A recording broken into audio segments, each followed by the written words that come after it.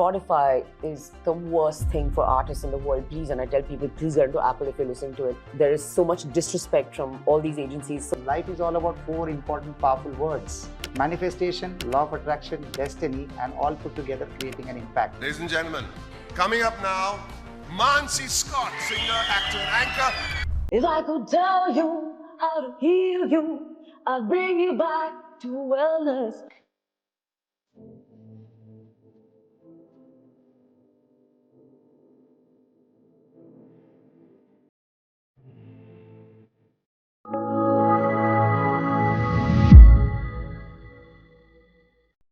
So hi friends, this is Agnelorajesh here. I'm chairman for Global St. Angelo's group of companies, and we are going to be doing Zero to Infinite, a podcast series where you'll meet people who have been there, done that, and they'll be doing much beyond what they have always done till date. So today with me is a very interesting personality. Not meeting her for the first time, not meeting her for the last time also. She's somebody she didn't know before she came onto the show that she plays in a team, a women's throwball league.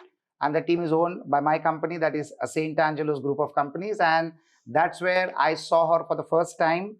Phenomenal personality, full of life, very enthusiastic, very energetic, very athletic, and a lot of stuff. But Manasi Scott is much beyond what I just said.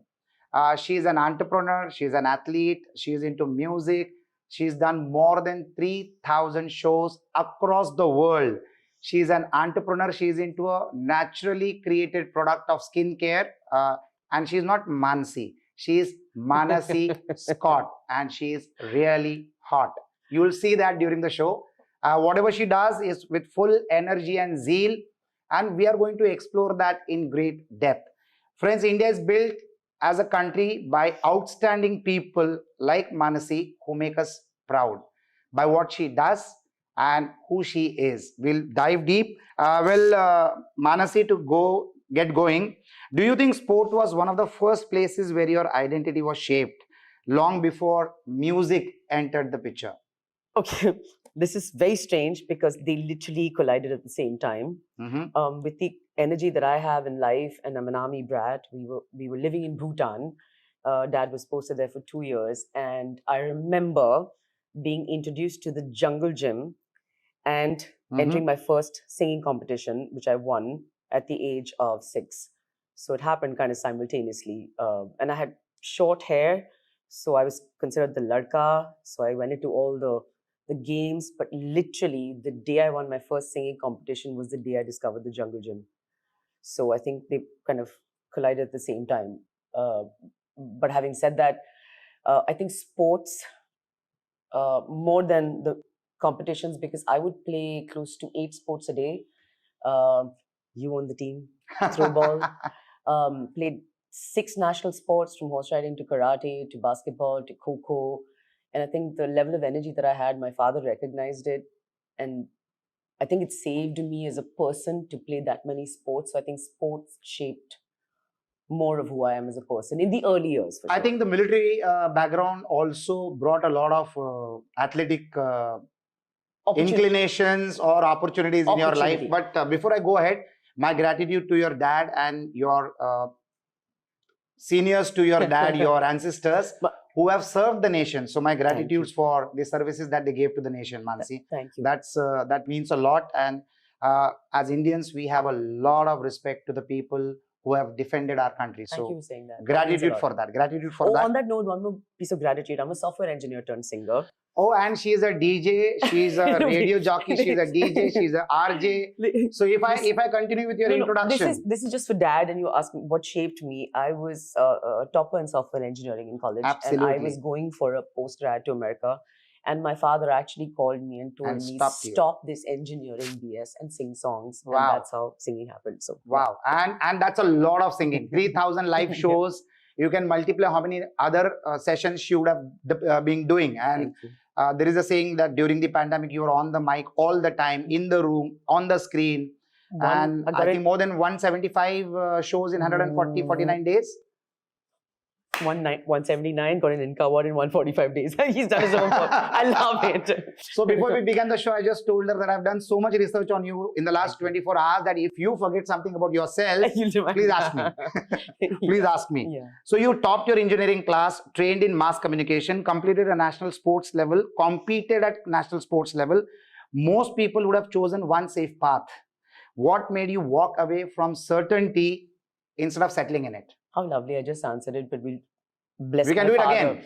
We'll bless my father again, the one father in the entire world who said, stop this engineering. I wanted to become a doctor when I was 11 because my dad was a surgeon and my mother is the director of Pune Hospital. And I used to watch him do operations, and he literally at 11 years old took me to an MI room and showed me random people sick with random ways and said, you can't handle this. And I said, yeah, no, won't become a doctor. Did engineering, did everything else. And he took it while he was in Antarctica.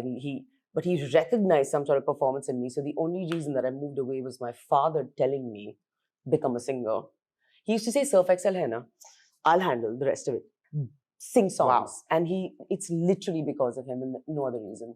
So he was posted to INHS Ashwini, and I came to do a postgrad in film and television production because I said, chalo, kuch to degree honi chahiye na safe space mein. And then I realized that I'm better in front of the camera than behind it.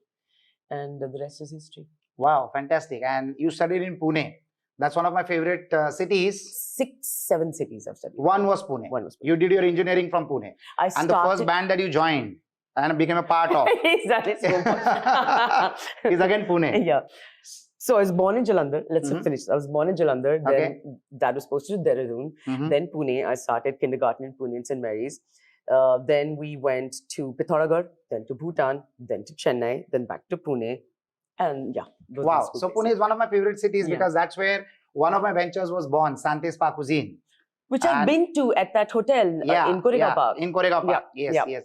And you were with my founder, my partner Sonal Barmecha a few days back at Ahmedabad on the show. Food festival. On the food festival. Fantastic. So you're all the places, all over. So was there a defining moment where you knew music wasn't just passion, it was your life, or was it a slow, inevitable pull? What was it? There's so much learning that happens as you move through life. Now I realize it's my reason for existence. I just did a show at NMACC where we got a 3-minute standing ovation when I launched 6 new kids who I didn't put out because they were kids, but put out because they were great performers on stage. So now it is where I want to be. When I started out, it was just chalo karte hain. When my son was born, I understood how to sing for love and joy. That's when I composed my album for the first time. I think for me, music and singing, I've just finished my 16th ad film for music direction. Like I do this. I think music is my reason for existence, but for all the opportunities that people without the backing that I have don't have, I think more than that, I want to be the person that allows a lot more people to enter music in India, in the Indian industry. That would be my... Wow, awesome. So just for your records, first and foremost, does this podcast ensure that I get tickets to every show that happens from today onwards? You own my team. Like, you're the manager. You'll be there for all things. Absolutely. So one good news that I would love to share is that there is a channel called InSync. They do a lot of music for the last 10 years, mostly classical music. And they are a channel by itself. We have now partnered with them and we are going to monetize their content on YouTube. Fantastic. So that is my Music Connect and you are my next Music Connect. Absolutely. And you are I've not reached classical. on the stage. On the stage, setting it on fire is... I look forward to your shows now. So you have reinvented yourself multiple times, Manasi. So across careers, platforms, even identities. Did reinvention ever feel risky to you, or did staying the same feel riskier? You as a personality. I don't know if you've checked my personality with AI and found these questions. These are very on-point questions. I think reinvention is the most exciting part of being. When I was in school and I used to do 16 sports and do everything from being on stage and dramatics and elocution, and we won gold medals for dumb charades. I was always called the jack of all trades and the master of none, as the saying goes. But now I realize that jack of all trades has been the basis of reinventing myself over the years. I think I find reinvention very, very exciting. Somebody told me the other day that there's this very big pop star right now that is wearing the kind of clothes I used to wear 10 years ago. And the minute someone says that to me, it's great. But then I go, I want to do something different. I think to be relevant as an artist and on stage and to showcase yourself on stage, when you're presenting yourself to a live audience, you have to keep reinventing. You can't keep showing the same show all the time. So I think I find it very exciting. I think it pushes my boundaries. It's interesting that at this one point in time where I did reinvent myself, Nick Jonas and the Jonas Brothers sang with me at the wedding. No other band has had that ever. And that's a wow. That is really That's a wow. Global standards. That's a wow. Indian singers sing with other bands. Nick Jonas they sang with our band, and that was something. Nick Jonas would have been thrilled with the opportunity you gave him. He said no. No, seriously, it was great. And I think the more I study the Western artists, the more I see what they're doing. You see a Taylor Swift, they put so much into who they are as stage people. And I'll say it honestly, without the so-called playback and Bollywood support that most singers have in this country, the only thing I have working for me is reinvention. But it speaks volumes. If a band like Jonas Brothers has performed along with you, that speaks volumes. Like in business, we say, if you tell your potential customer that your client is NASA, you don't have to say anything else, right? Because it's sorted, it's done. You've been there, you've done that, you have qualified for every aspect to be with them. So now it is the new client's privilege to have a vendor on board who has a customer in NASA. So that's what you did with the Jonas Brothers. So that's brilliant. Congratulations on that. So people see the stage energy with you, and I'm witnessing it. I've seen that on the ground when you played the Throwball League, the Women's Throwball League. So people see your energy on stage, off stage, but not the discipline behind it. What would you like to speak about the discipline that you hold in the businesses that you do or the activities that you're involved with? Again, very interesting. I'm studying the term now because as a kid, I used to wake up at 4 o'clock in the morning to go horse riding at 4:30 and then have basketball at 7. I never realized that was a concept of discipline. When I'm not working these days, I wake up at 4:30 because I love the Brahma Muhurta. And I kind of manifest at that point in time. And it's a conversation with God. I've never seen it as discipline. I just like waking up before anyone else does. I've actually rebelled against working out now. I just don't want to. I don't know if... I don't do riyaz every day. So I can't answer discipline because I do things that I enjoy. And if it becomes an everyday habit, I guess that's what people call discipline. But that whole idea of iske liye har roz ye karna hai, that's not my cup of tea at all. Okay. I love binge watching Netflix on my off days. I love shutting the world off. I was the happiest in lockdown because I didn't have to meet anyone and I'm singing every day and I was doing my own thing. But it wasn't discipline. It was just something I enjoyed doing. So Manasi, you're a national level athlete, black belt. That's scary. How has sports shaped the way you handle pressure, failure, and performance? It's been everything.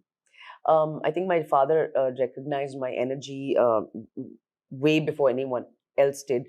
And I think now I've learned to own it. But at that point in time, it literally was horse riding at 4:30, basketball at 7 o'clock, then school, then homework, then karate, then gymnastics, then badminton, then swimming. Then a game the joke was that if there was a person missing in a team called Ravindranath, she'll blow on it. That's how I learned through ball as well. Kho se leke, I was, in table tennis, when you're playing with a partner, all you have to do is do one serve and take the first serve. Absolutely. I played with a national winner and we won the nationals because I could just take one serve and take. So sports shaped everything for me. I don't know if most kids are angry or most kids are not, or whether it's an armed forces thing that you have to shift houses every 2 years and you have to learn to face people and anger or something. But when Dad put me into karate and horse riding were the two things he said, you do this without, and it shaped me because I understood what it meant to calm down, keep your energy intact, respect another animal, respect another human being. And I think across the world, if there are two things people should do before meditation and all this yoga and all this stuff, is ride horses and get into martial arts. So I'm practicing Muay Thai right now. I did Taekwondo in the middle as well. Is there an age bar to learn these aspects? None. Because we missed it in our childhood. None. It can happen at any time. Anytime. And I would suggest karate for everyone. Karate means empty hands and empty feet. It's the calmest one. It's a defensive martial art form. Teaches you a lot of balance. It teaches you how to just center, your chakras, like blowing the chunk. It's the same thing. Cardiovascular coherence. That's Wow. what martial arts and horse riding will do for you. It'll change Fantastic. your life. Fantastic. Yeah. So have you ever hit a moment where you thought, I need to pause before I break? Yeah.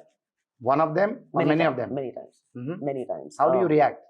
For me, pausing was a huge learning because I'm naturally on the go. And being a single mom from the age that my son was 2.5 years old and having to handle everything on my own, it wasn't easy.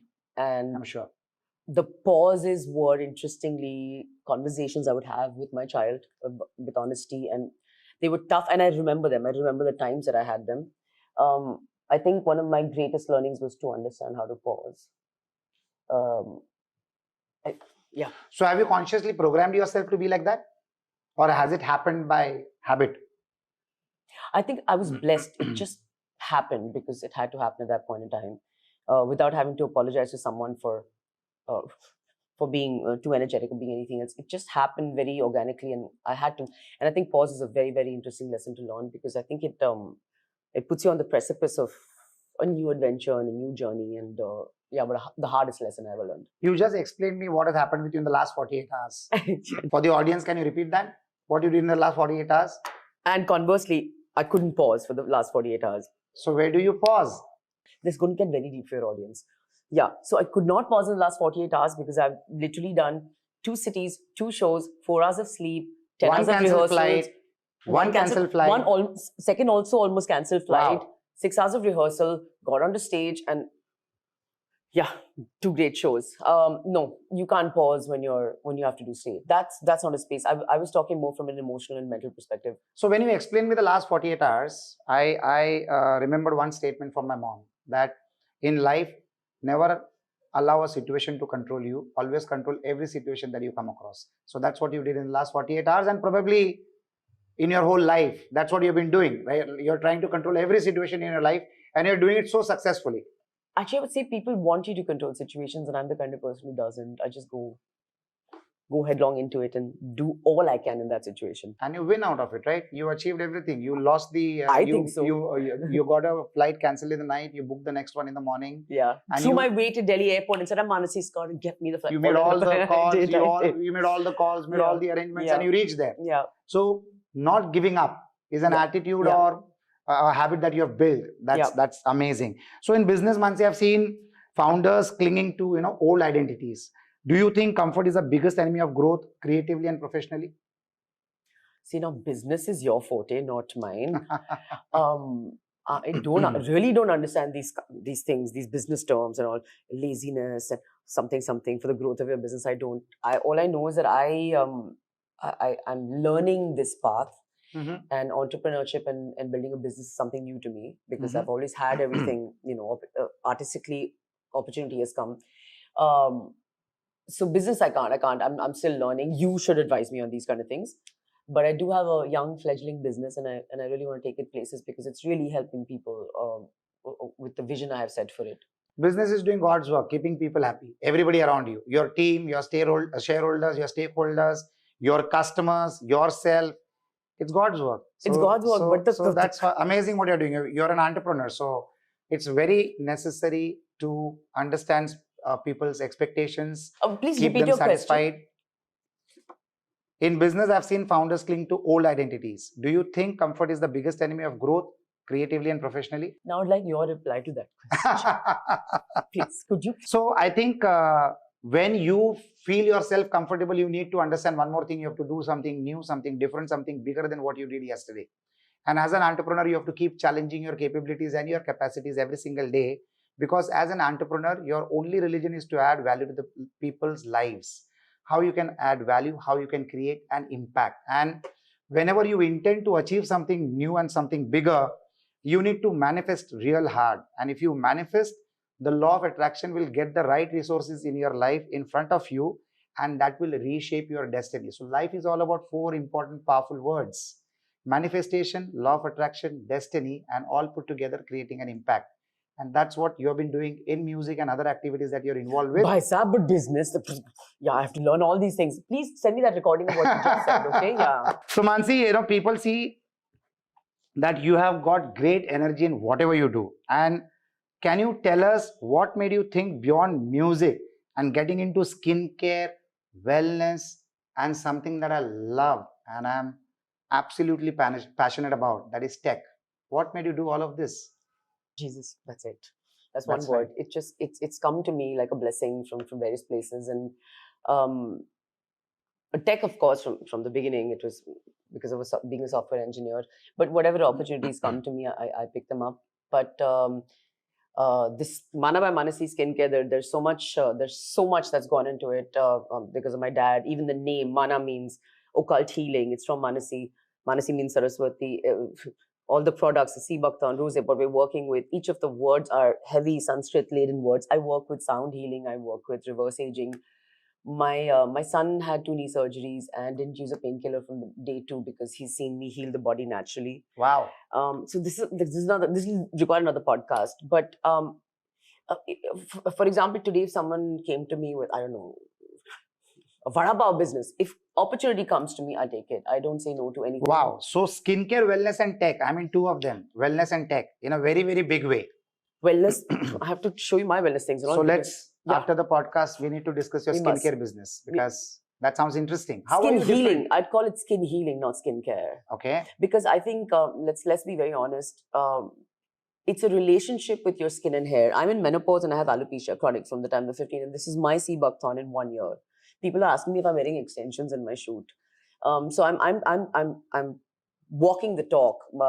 I worked with apricot because I understand apricot is a very good massage balm. My son was 3 months ahead of his knee healing. He's playing basketball right now for Berkeley Merit.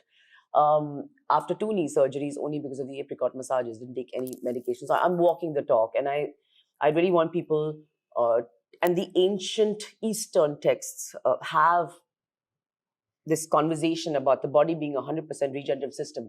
If bones break at a frequency, bones join at a frequency. Absolutely. Western farmers mess it up. And this is coming from the product of But two people doctors. don't have the patience for the body to do it on its own. So that's the reason they are getting into all kind of medicines. All we can do is show them and then earn money off it. That's the point. I've never done it, but I have. So, and how many products do you have in your skincare brand? I'm working only with the products that I can pick up off the wild grown above 6,000 meters on the tree line in the Himalayas. I'm a mountain baby.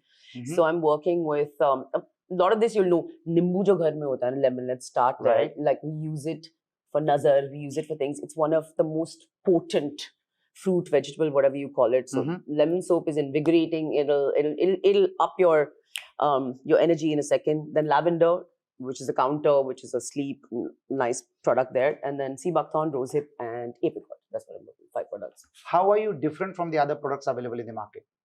How have you created a differentiator? Or you have not bothered to understand the market, you just did what you're best at? Yeah. I never bothered to understand the market. Very few people can climb the mountains to 6,000 feet and above. So yeah, no, and I don't have competition there. Thanks. I really didn't study it. I really thought that it would, and I really hope it does.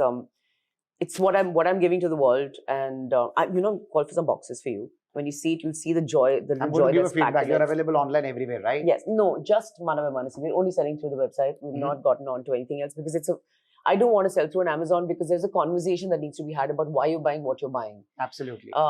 So yeah, and I really hope, I have a feeling, I'll experience and give a feedback also. Thank you. So you didn't build a career, you built ecosystems. Mana by Manasi, then Manasiverse, that's the tech part of your personality. What made you want ownership over your brand instead of just being the face? Why did this kind of thoughts come into you of entrepreneurship and owning the brand and the responsibility and the authority? What made you do that? Only because of the people that approached me for Manasiverse, which is 3D immersive technology. And we're building the whole space. The whole ecosystem. It's basically gamification of yourself. Absolutely. This wonderful human being, Shatadru, who recognized that I am a crazy person, mad person. And he literally, Shatadru, and I want to say thank you to him, he's literally the person who's told me that I need to take ownership of my brand, and I need to, whatever I'm doing, I need to take ownership of it, because at the end of the day, money is everything, and I need to earn it correctly. And so it started there, and he's also my partner with Mana by Manasi. Oh wow. So Mana by Manasi, was it a personal need or a market gap that you visualized or you understood, accepted and got into action? So it happened because I was talking about healing, self-healing and sound healing, and things I learned from Vidyut, my friend Vidyut Jamal, and I met somebody who was a partner in Mana by Manasi, whose wife I healed. And then they called me for a conversation and asked me, and then they said, listen, this sea buckthorn, this is what you told us about. We grow this and we are doing products with this. And they said, could you repackage and redo this? And that's how, that was the whole circle that happened.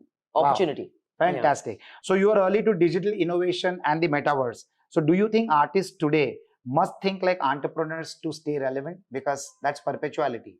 No, not just that, but I'll go back to the first part of your question. Artists today should get into the metaverse, into 3D.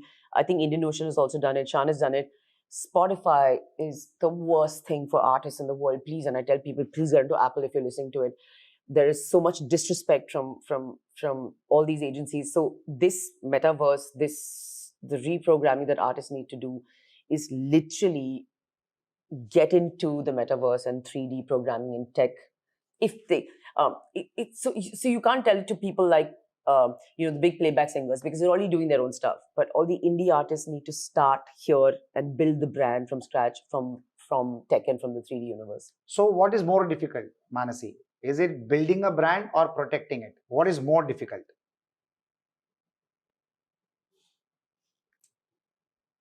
I can't answer that because I'm just like, I just float on in the world and carry on.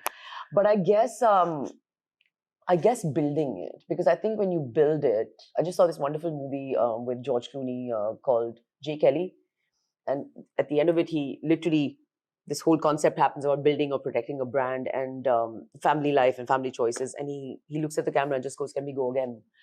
So I think building the brand would be the toughest. Protecting it should be you giving back to what the universe has given to you. So, I mean, that should just be a given. You must protect what you built. Thanks. And you're enjoying the process of building a brand? It's fun. Where am I building a brand? I'm just floating. Yeah, and I'm learning from a lot of people. But yeah, slowly and steadily learning how to build a brand. I never thought of myself like that. For people who have access to a lot of people through the actions and activities that they do, building a brand is so easy because you just need to under-promise and over-deliver, which I think you are doing all the time. This is over-delivering all the time. All the time. Never. So that's how a brand is being built. Showing up every time, each time that you have made a commitment and living up to that commitment and fulfilling it is what builds a brand. So whatever you're doing, you're a brand for the people who engage your capabilities by the way of a stage show or performance in a movie or in a web series is nothing but you being being a brand. Metaverse is always created for people who are already brands. Unknown people don't have a metaverse. Oh, thank you. So that feels good to listen. You're trying to be humble, but you already are a brand. And I'm sure you're protecting it well by making sure that every promise is fulfilled. That I tried. That's all we can do, right? Like, so what's one wellness myth that you strongly disagree with? Allopathic medication. Stop taking medicines. They're the worst things for your body. They just suppress illness. If medicines worked, the common cold would have been eradicated. They don't. Just stick it out and start healing naturally. No medication will ever help you. No supplements help you. What about the pain that you have to endure? And what about everybody just wants to get numb if it is painful? There is a toothache, just pop in a pill and it's a painkiller and you kill the pain. See, if you go into it technically, it doesn't really work because it is, you wait for 13 minutes for some sort of, so the brain is actually telling you, ye dawai liye to ye pain kam hoga. Okay. It's a the placebo It's effect. a myth. Yeah, it is a myth. When I had my knee dislocation, my wonderful friend Vidyut Jamal, the most fit person in the world, made me do a Padmasana with a dislocated knee. And when I got into a Padmasana with a dislocated knee and the body understood what I was trying to do, it healed in 6 hours. I had a knee dislocation that popped back. And he said, no doctors, get into a Padmasana. So that's the biggest myth, that you have to trust your body enough to heal. But people don't want it. They want quick fixes. So allopathic medication, it is the... People don't want to, experience pain to a longer period of time. That's the reason they get into... People don't respect their bodies. And that's your message, that you really need to learn your body and coming back make to it heal on its own. And coming back to Mana by Manasi, the idea was to redevelop a relationship with your skin and your hair. Talk to your body, talk to your hair. I know people find it very So Mana by Manasi is only products or also conversations? Oh, there are many conversations. There are full videos on YouTube. I've actually explained this entire thing that I'm telling you. It's there. People listen. They listen. People who don't. On the website. Also on YouTube. There's a whole playlist of Manasi and the. Oh wow, fantastic. So what advice would you give to young women who are juggling ambition, creativity, and expectation? I don't give advice to anyone. Or what would you like to share on this question? I can't, because I realized that people live different lives, and only when our paths cross with each other can you explain your journey and not. But I know what you're asking, so I would just say never apologize for being who you are, and never be afraid of crying or showing emotion. Drama is your birthright as a woman, and go for it and go loud and go large. And don't let anyone shut you down for the things you want to do or not want to do, or the things that break you or don't. Be a woman, be a drama queen, and keep going. Fantastic. So you wear multiple hats. You're into music, you're into acting, you're into business, you're into metaverse, that is technology. What keeps you the most excited, and how do you switch roles between all these multiple commitments that you have given to yourself? I think what keeps me the most excited is my child and the phone call with him every morning. I love being on stage. That's the one thing. I just finished a new web series and I realized how much I've missed being on set. I love radio. I love talking. I think what keeps me most excited is connection, communication, conversation. As long as I make an impact or make a difference, or someone hears me and it matters to them, that's everything. Then I'll keep doing it over and over again. I'm a naturally excited person 24/7. I just hope that maybe people like you and me are the kind of people in the world that can make it a better place, a nicer, brighter place. So every time that I see someone respond to my energy, someone call me for a podcast, someone talk to me, and I realize that I'm being heard and being spoken to, then I look for that, elsewhere. So I think my excitement comes from living this life the largest and the best and the fullest way that I can, and being me. So Manasi, you are into singing and you sing your own songs. What inspires you, excites you, motivates you, or gives you a reason to write a new song and then sing it? It's the easiest thing. The person in front who wants the song. Like, I can give you 40 songs in one direction, and I need to be controlled. Like, if you, okay, give me a word. Wellness. What type of music do you like? Like, do you like ballads, rock, pop? Ballad. If I could tell you how to heal you, I'd bring you back to wellness. So my brain just works like this. So I need to just know kahan jana hai, direction kya karni hai. So I make songs on the fly, literally, and like, it just maybe has to do with the fact that I've never learned music. I have all my musician friends who call me to start songs, so I can. In fact, if you tell me कि Manasi ये मेरा brand है, मेरे को ना ये गाना चाहिए इस words के साथ, I do it. Otherwise, like even wellness like this, I could make you like a Goni song on it. I could make you a rock song on it. I could make everything. So for me, words matter very little. So when I was doing Zoya Jewels, I did 6 ads for them. They sent me their mission statement. They had lyrics like something about roots of trees growing up, and I put all of it into a song. For me, it's the music, it's the cadence of what I have to sing. Words don't matter at all, and maybe I'm blessed. I can just make music out of the top of my head. So you're a phenomenal stage performer, and you control crowds in thousands, and those are live shows. What I want to understand is that's a lot of power when one person with a group of people is actually making people happy, entertaining them, and also getting them in their best energy levels. How do you do that? What goes behind it? How do you excite so many people together that they come in the same rhythm that you're in? How does it happen? That's so beautiful a question. I'll just start with a precursor. I've met a lot of actors who feel completely the opposite when they're doing these things on stage. They feel drained. Yesterday, my bandmates actually told me that they were talking to someone. They said I performed the way that I did on No Sleep because I draw from the audience. Coldplay said it best. It's that one point in time where nobody's thinking of anything else except the music and the song and the lyrics. No one's thinking of race, caste, religion, nothing. It's just people uniting in music, and it's not a simple thing. It's got nothing to do with just me or the audience. It's just everybody that gets together for one purpose for a little while, to dance or to sing or to listen, and then the rest takes over. So and you and the audience get mutually hypnotized, I could say that. Yeah, I think I do. They're all coming into trance. Yeah, most bands and most big bands, but I also think that I think I understand it at my level, understand audiences a lot, and I move through music like I can feed off. I can see what they want, and I can give them. Like KK, he's no more. May he rest in peace. He and I did the first 100,000 people show in India, Eden Gardens, in 2003. I have never heard a roar of a crowd like that in my life, and it made me realize what a privilege it is, and I think it's a blessing, it's a privilege. It just all comes together without thinking for me, and I think for most artists it does. On an average, how many shows do you do in a year? It's been a little less. I'm asking this question because I've got vested interest in that, so I'm asking you this question. I used to do more than 200 at one point in time. I bought my house to that, produced my album. 200? More than. I mean, I had the first Jet Airways platinum card. We did 60 shows that month. I launched the first IPL, did the first military games, performed at the Taj. Like, I've done all those. Of course, social media has come in and taken everything away. Mm-hmm. But also it came at the right time. My son in his teenage years, I decided to take a little bit of a step back to be around more for him, because I'm a single mom.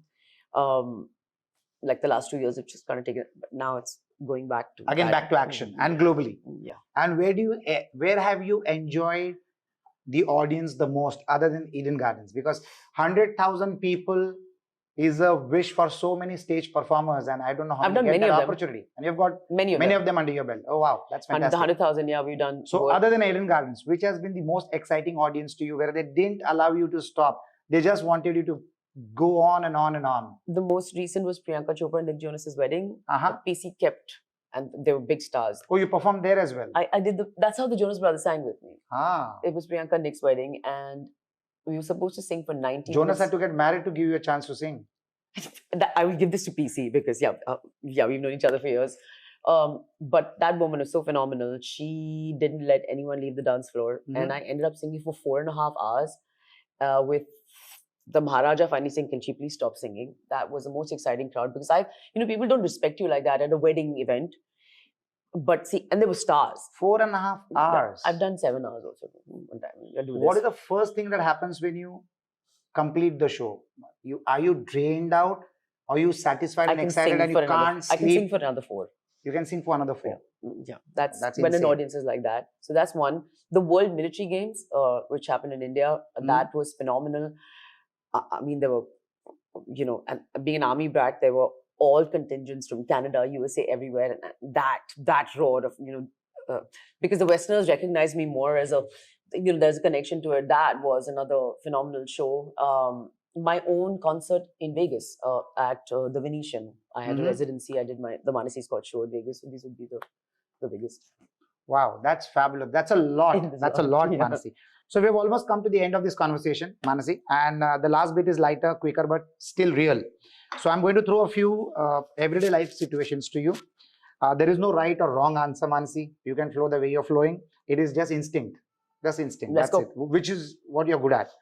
So tell me what you choose and why. The why is important.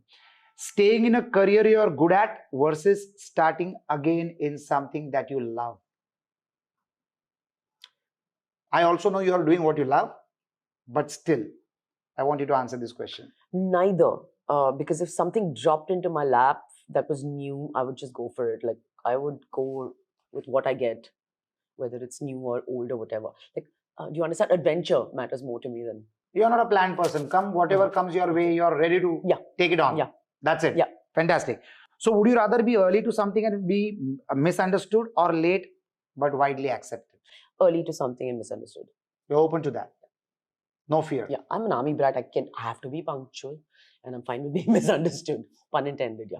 Fantastic. Early to something and misunderstood, any day. Fantastic. So taking the first big break that comes your way versus waiting for one that feels aligned. First big break.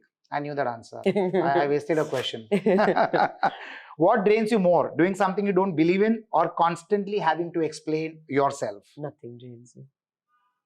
I don't really care about either of it. I don't get drained. Fantastic. I'm sure the audience has understood that by now, because no, I've learned even after a 7.5 hours of a show on the stage, you can carry on for another 4.5 hours. Yeah, but there's also something poignant in your question. It's I've just learned to stop apologizing for who I am. So nothing drains me anymore. Yeah, the world has to accept you as you are. That's it. If you don't want it, please leave. Absolutely. Fantastic. Excellent. So if everything you have built disappeared tomorrow, what's the first skill that you will rely on to rebuild? Love. Because everything I had did disappear at one point in time because I gave it away in my divorce to my ex. Started with 0 in my account. So I've been there, done that. And it's just... So the first skill that you'll depend on, if that happens? Singing. My song, I can sing anything out of the park. But it's not about skill. It's about love. It's about faith. You don't need a skill. You need to believe and you need to have love and faith to rebuild. Fantastic. And the voice is always with you. The talent is always with you. And you're ever ready. Yeah. For any size of an audience. Yeah. Size doesn't matter at all. 3 people, 4 people have sung for it. It's fantastic. That's excellent. So when people look at your journey, what do you hope they don't misunderstand? Nothing. Offense is taken, not given. They can handle themselves and see my journey and not misunderstand anything, please.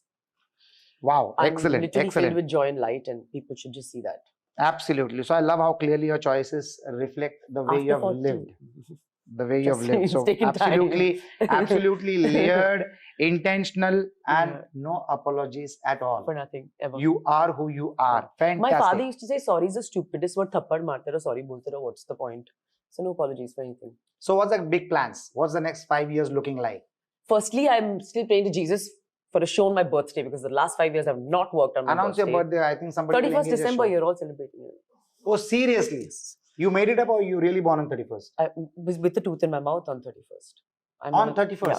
And with the tooth in my mouth. Oh, I was born so where are you that. performing 31st? I really want to because the last 5 years I've not, and I've lost that market. And but I really want. I love being on stage on 31st. So yeah, I'm hoping last minute because the DJ after lockdown, I think the DJs were easier. Spending money for a singer is much bigger. But I'm really hoping. How do you do resource management? Because when you're into too many businesses, what? How do you do resource management? How do you manage resources, people, expectations, material needs, logistics, coordinations? How do you manage that? Do you have an efficient personal team which does this for you? Absolutely. I have a manager and do all that. But we don't look at it. But that manager takes care only of your music entitlements or your acting activities? You're saying resource management. So it takes care of travel, stay, movement. No, people, getting new businesses on board, managing the business that you're doing.